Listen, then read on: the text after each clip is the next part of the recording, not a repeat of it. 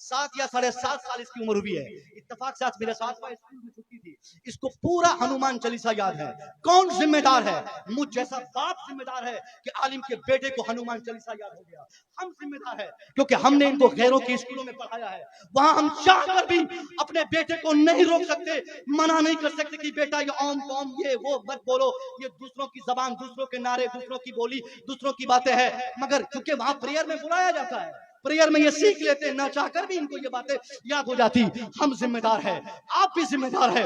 आप अंदाजा फरमाएं कि जब एक आलिम अपने बेटे को स्कूल भेजकर अपने बेटों को कुफरिया जुमले याद करने से नहीं रोक सकता है, तो आप अपने बच्चों की खैरियत पूछिएगा। आप अपने बच्चों को ईमान उनके कैसे बचा सकते? आपका बच्चा अकीदा कैसे बचा सकता? मैंने जरूरत महसूस की है क्योंकि आज की तारीख में 99% लोग चाहते कि हमारा बेटा स्कूल में पढ़े, मगर ये गौर नहीं करते कि स्कूल देता क्या है, स्कूल पढ़ाता क्या है, स्कूल बताता क्या है, स्कूल सिखाता क्या है, स्कूल बांटता क्या है, स्कूल हमें देता क्या है।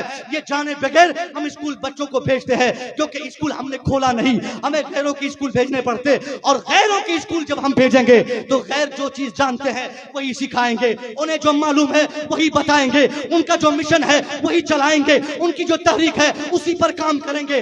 अब अगर मुसलमानों के अंदर ऐसा से इस्लाम, ऐसा से ईमान अगर जिंदा है तो मुसलमानों को आज की तारीख में 19वीं शताब्दी के आज के दशक में मदरसे खोलने की हाजत नहीं, स्कूल खोलने की जरूरत है, कॉन्वेंट खोलने की जरूरत है, मंटेसरी खोलने की जरूरत है छोटे छोटे बच्चों के लिए। मैं यूनिवर्सिटी के लिए बाद में कहूंगा, मैं कॉलेज के लिए बाद में कहूंगा।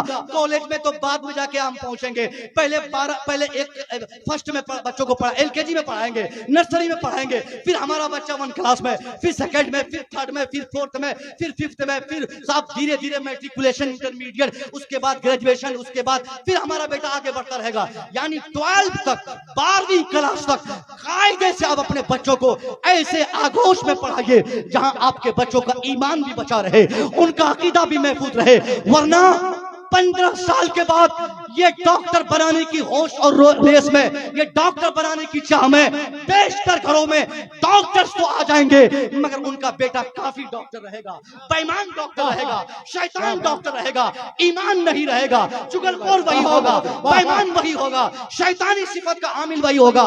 क्योंकि उनके पास ईमान नहीं, तो जिसके पास ईमान नहीं होगा बेईमानी तो करेगा ही, जिसके पास ईमान नहीं रहेगा चोरी तो करेगा ही, जिसके पास ईमान नहीं होगा वो ठगी तो करेगा ही। अब इस खतरनाक मोमेंट से अपनी औलादों को बचाने के लिए आपके लिए जिम्मेदारी है। अगर जाती तौर पर आप स्कूल खोल सकते हैं तो खोलें, जाती तौर पे खोलने की ताकत नहीं तो जो फाउंडेशन आपने बनाया है, मदर फाउंडेशन आपने बनाया, ऐसे फाउंडेशन आप एक हरिपुर नहीं साहब, फकीर टोली वाले अलग बना ले, बैसी में अलग बना ले, 10 पत्थर वाले अलग बना ले, साहब पानी 17 वाले अलग बना ले। पूरे इलाके में जितना गांव उतनी तहरीक, उतना काम दिखना चाहिए। और तहरीक सिर्फ नाम के लिए नहीं, हमने तहरीक के साथ भी खिलवाड़ किया। तहरीक की भी कमी नहीं है, साहब तहरीकात बहुत सारी है। कहीं के साथ गरीब नवाज कमेटी, कहीं साहब ख्वाजा गरीब नवाज कमेटी, कहीं आला हजरत कमेटी, कहीं ताजुल शरिया कमेटी, कहीं मखदूम समना कमेटी। और इन कमेटियों की जिम्मेदारी जो रहती है वो जिम्मेदारी वो कमेटी वाले निभाते नहीं। हमने कमेटी बनाई, हमारा काम क्या है? ये मदद फाउंडेशन वाले अगर मेरी बात सुन रहे हैं, इनमें से भी बहुत सारे लोगों की जिम्मेदारी सिर्फ तो इतनी होगी कि साल में एक जलसा कराओ, मुसव्विर को बुलाओ, किसी और खतीब शायर को बुलाओ, जलसा करो, तेरी कमेटी और तेरी ऑर्गेनाइजेशन की जिम्मेदारी खत्म हो गई। बस ऐसी ही तंजीमें हमारे यहाँ बनती है जो तंजीम का कोई मकसद ही नहीं बनाने का, और उन्होंने तंजीम बना ली। कुछ लोग तो इसलिए कमेटियां बनाते ताकि उर्स हम करें, कुछ लोग इसलिए तंजीम बनाते ताकि उर्स के मौके पर गरीब नवाज की बारगाह में बस रिजर्व करके ठूस ठूस के लोगों को बसों में भर भर के हम दिल्ली का सफर, अजमेर का सफर, बगदाद का सफर, ये सब बहानाबाजी करके ठगी करें, उससे कमाई करें। ये ठगी करने वाली कमेटियां बेशुमार है। नाम ताजुल शरिया कमेटी, और काम उस कमेटी का क्या है कि बस से अजमेर ले जाएंगे, बरेली शरीफ ज़ियारत के ले जाएंगे, और पूरे रास्ते में किसी से 1000, किसी से 500, किसी से 2000 ठग के यहाँ गुटखा खाना, वहाँ पानी के नाम पे, वहाँ पान के नाम पे, वहाँ खाने के नाम पे, वहाँ ढाबा के नाम पे, ये रेस्टोरेंट के नाम पे हम ठगी करते करते बरेली तक चले जाए। इसी काम के लिए हमने तंजीम बनाई। खुदा की कसम ये काफी नहीं, आपको तंजीम इसलिए बनानी है कि हम चूंकि स्कूल से जुड़े हैं, हमारे हजरत भी स्कूल से जुड़े हैं, हमने अपने बच्चों को बहुत करीब से देखा है। मुसलमानों के ऐसे ऐसे बच्चे 80% नंबर मैट्रिकुलेशन एग्जाम में लाने के बाद इंटर पढ़ने की ताकत उसके पास नहीं, क्योंकि गरीब का बच्चा है, बाप उसका कहीं मजदूरी करता है, मैट्रिक किसी वजह से कर लिया, कहीं से पैसे आए कर लिया।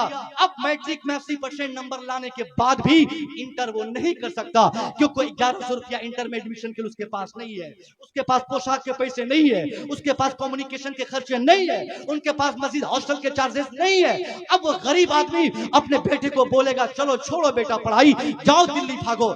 मैट्रिक में फर्स्ट डिवीजन 80% यानी एक्सटेंशन मार्क लाने वाला हमारा बेटा अगर मैट्रिक करके छोड़ देगा तो ये तेज तर्रार बेटा मैट्रिक छोड़ने वाला आगे चल के वो मजदूर ही नहीं रहेगा, बल्कि मुमकिन है वो गुंडा बन जाए, मुमकिन है वो चोर बन जाए, मुमकिन है समाज का बहुत बड़ा गद्दार बन जाए। मुमकिन चूंकि तेज है और तेज आदमी कुछ भी बन सकता है, तेज है तभी तो मैट्रिक में नंबर लाया है। तेज आदमी को चांसेस नहीं मिले, नहीं पढ़ सका, गुर्बत की जिंदगी थी, वो आतंकवाद बन गया, बम बनाने लगा। कोई 10,000 दे दिया उसका मर्डर करो, वो जाके कर देगा। कोई 15,000 दिया, सुपारी दिया, जाके वहां बदमाशी करो, वो कर देगा।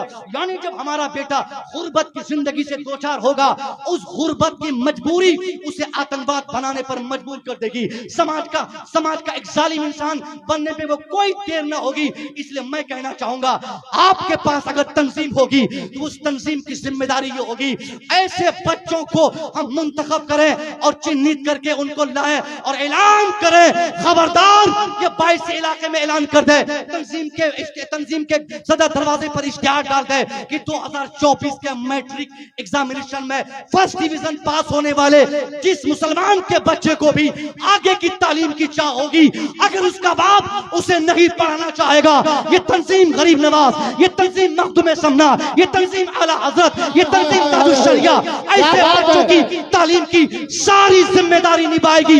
नतीजा तब क्या निकलेगा, आपके पैसों से आपके समाज का अगर एक बच्चा मैट्रिक के बाद इंटर के बाद अगर वो एमबीबीएस की डिग्री पाले, अल्लाह की कसम 50 मरतबा अजमेर जाने से ज्यादा बेहतर होगा कि हमारे समाज का एक बच्चा डॉक्टर या इंजीनियर बन जाएगा। क्या बात है भाई, जिंदाबाद जिंदाबाद, नारे तकबीर, नारे रिसालत, मसलके आला हजरत, फैजाने आला हजरत, शहीद आजम हजरत अल्लामा मुस्तफा रजा मिसबाही।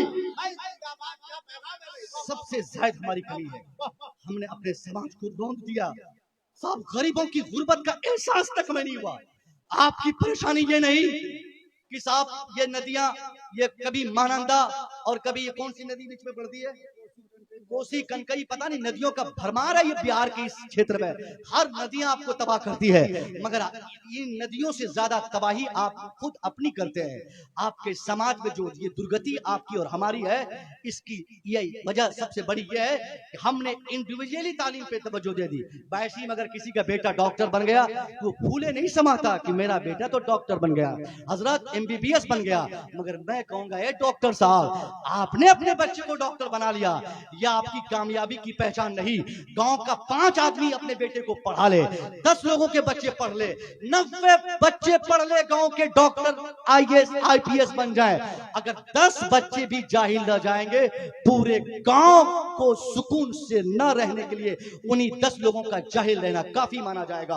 अब उस गांव की कामयाबी तब है कि वो 90 लोगों की तालीम के साथ साथ बचे हुए 10 लोगों की भी तालीम की फिक्र करे, ताकि सब लोग सुकून से अपने घर में आराम करें।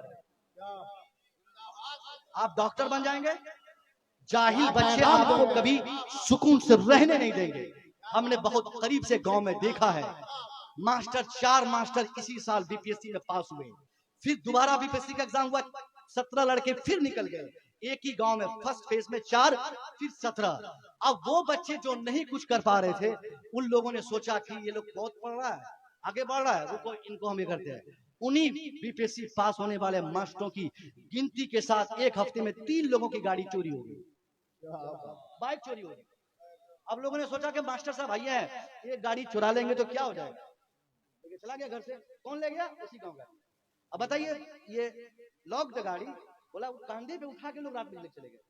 वाह, तो जाहिल के कब ले गए? अगर उनके बच्चे भी बीपीएससी पास करते, वो बच्चे भी अगर पढ़े लिखे होते, वो भी बच्चे अगर तालीम याफ्ता होते, ये जलील हरकत वो नहीं करते। बेशक बेशक बेशक। इसलिए सुकून की नींद सोने के लिए बेहतर यह है कि आप खुद भी अपने बच्चों को पढ़ाएं और दूसरों के बच्चों की भी तालीम की फिक्र आप करें। ये सबसे बड़ी जिम्मेदारी है। बहुत अच्छा ये पैगाम इस जिम्मेदारी को अगर आपने इसका एहसास अगर आपने कर लिया। अभी मैंने मुफ्ती तंजील उर रहमान साहब से कहा फोन पे, आज या कल का शायद नहीं है, उन्होंने कहा और मैंने कई जगह बोला, हमारे मिसबाह साहब डॉक्टर साहब के बारे में बहुत बड़े पैमाने पे उन्होंने एक मिशन का आगाज उन्होंने किया है, अल्लाह खैर फरमाए।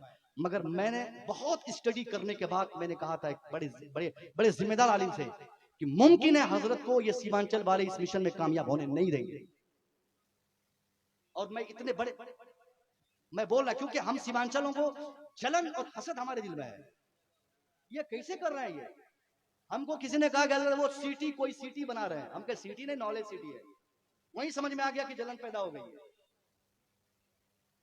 हमने कभी सपोर्ट किसी का किया ही नहीं। हमने ये कभी नहीं देखा कि हमारी जमात में कोई एक साहब आगे बढ़ रहा है, उनकी पुष्ट बनाई हो, क्योंकि इसके पीछे पूरे समाज की फलाह है, पूरे समाज की कामयाबी है। इस गांव, इस आबादी, इस इलाके, इस कौम के लिए ऐसे मिशन स्कूल्स कायम करने की जरूरत है जहां हमारे बच्चे, हमारी बच्चियों की खुसूसी तालीम हो।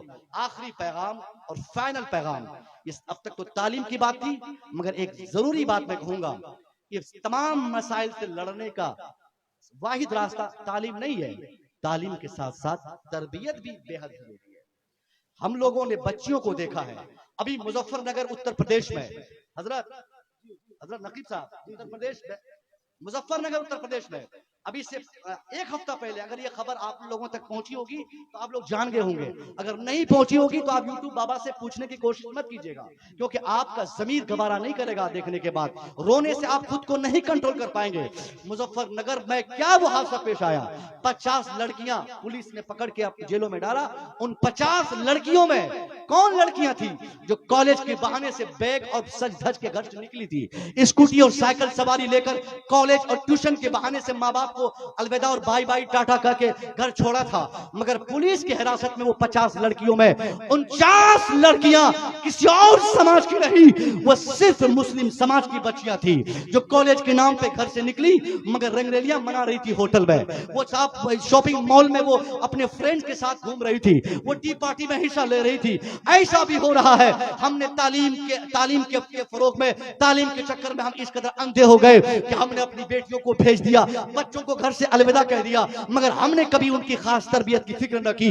नतीजे में हमारी बेटी या हमारा बेटा आने वाले जमाने में सनद याफ्ता, तालीम याफ्ता बन तो गया, मगर तरबियत की कमी की बुनियाद पर हमारी बेटी हो या बेटा वो बदतमीज के बदतमीज ही रह गए। आपकी जिम्मेदारी यह है, आज की दुनिया में इंटरमीडिएट में खास तौर पे पढ़ने वाली बच्चों के गार्जियंस की जिम्मेदारी है, मैट्रिक और 9th 10th में खास तौर पे पढ़ने वाले बच्चियों की जिम्मेदारी है या उनके माँ बाप की जिम्मेदारी है खास तौर पे कि वो अपनी बच्चियों पर निगरानी वो टाइट करे, उन पर सख्त निगाह दौड़ाए कि उनकी बेटी जाती घर से कब है, वो आती कहां से है, जाती कहां है, ट्यूशन के बहाने से कितना टाइम स्पेंड करती है, कितने पैसे मांगती है और कितना वो स्कूल में देती है, कितना ट्यूशन में देती, वो स्कूटी को चलाकर लेकर कहां जाती, वो साइकिल का इस्तेमाल कहां के लिए करती, वो मोबाइल का इस्तेमाल कहां के लिए करती। ये एक शानदार अक्ल के मालिक जो गार्जियन है, उनकी ये जिम्मेदारी सिर्फ नहीं कि वो अपनी बेटी को मैट्रिक से पहले वो बाइक दे दे, वो स्कूटी खरीद के दे दे, वो साहब मोबाइल लेके दे दे, वो कपड़ा अच्छा दे दे, उनकी जिम्मेदारी ये भी है कि वो अपनी बच्ची की निगाहदाश्त करे, उन पर निगरानी करे कि उसकी बेटी जाती है 9 बजे तो आती कब है, और आती है तो कहां से आती है। मास्टर साहब को पूछे, प्रिंसिपल साहब को पूछे, हेड मास्टर को पूछे, मौलवी साहब से पूछे, ट्यूटर मास्टर से पूछे कि आज मेरी बेटी गई थी, वाकई वो स्कूल गई थी या नहीं, कॉलेज गई थी नहीं। अगर आपने नहीं पूछा तो 1-2 साल साल के अंदर अंदर मैट्रिक इंटर करने से पहले आपकी बेटी आजादाना माहौल की इस तरह मालिका बन जाएगी कि इंटर करने के बाद वो अपना दूल्हा खुद खोज कर आपको लाके दिखा के बोलेगी अब्बा यही मेरे सपनों का शहजादा, इसी से मैं शादी करूंगी। वो जात नहीं देखेगी, वो बिरादरी नहीं देखेगी, वो मजहब नहीं देखेगी, वो रंग नहीं देखेगी, वो खानदान नहीं देखेगी, क्योंकि उनको तो मालूम है आजादी क्या चीज है। आजादाना माहौल में आपने अपनी बच्चों की परवरिश की, अब उसी का नतीजा आपको झेलना पड़ेगा। फिर तावीज लेने से कोई फायदा नहीं होगा, रोने चिल्लाने से कोई फायदा नहीं होगा। आपकी बेटी हो या बेटा मर्जी की शादी करेंगे, फिर मजहब को त्याग देकर जहां चाहेंगे चले जाएंगे। उस वक्त पूरे समाज की नाक कटाने की सारी जिम्मेदारी बच्चे और बच्चों के साथ साथ एक हमारे और आपकी तरह गार्जियन की भी होगी।